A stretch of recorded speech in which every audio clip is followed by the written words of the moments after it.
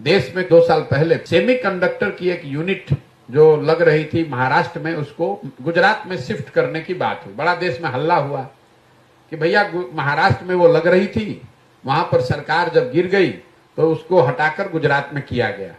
Semiconductor की factory लगाने के लिए करीब करीब $20 बिलियन, मतलब 1,60,000 करोड़ रुपए का खर्च है।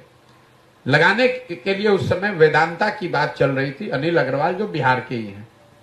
जब वो यूनिट कभी भी बनेगी तो उसमें कम से कम 15 से 20% लोग बिहार के इंजीनियर उसमें काम करेंगे। हम लोग यहाँ लग नहीं सकता, इतना आसान नहीं है, देश में नहीं है तो बिहार में कैसे लगेगा।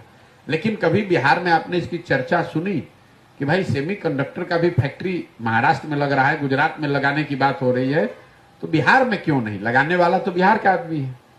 तो मैंने उसका जवाब ये दिया कि भाई पूरे कैबिनेट को बैठा लीजिए, नीतीश कुमार जो अपने आप को इंजीनियर कहते हैं भी, उनको भी बैठा लीजिए, उनसे खाली ये पूछ दीजिए कि सेमीकंडक्टर होता क्या है। जब यहाँ के नेताओं को यही नहीं पता है कि सेमीकंडक्टर होता क्या है, तो उसकी फैक्ट्री कैसे लगेगी और फैक्ट्री लगाने के लिए क्या प्रयास करना पड़ेगा, कैसी नीति बनानी पड़ेगी, ये कैसे आप आशा रखते हैं? तो बिहार में तो भाई जो शर्ट के ऊपर गंजी पहन ले वही नेता है। नेता वो है जिसको भाषा का, विषय का ज्ञान ना हो, जो जितना बड़ा लखेरा है, जितना बड़ा बेवकूफ है, वही इतना बड़ा नेता है। उसी को आप और हम नेता बताते हैं, और फिर हम और आप कहते हैं कि बिहार में तरक्की नहीं हो रही है, पढ़ाई नहीं हो रही।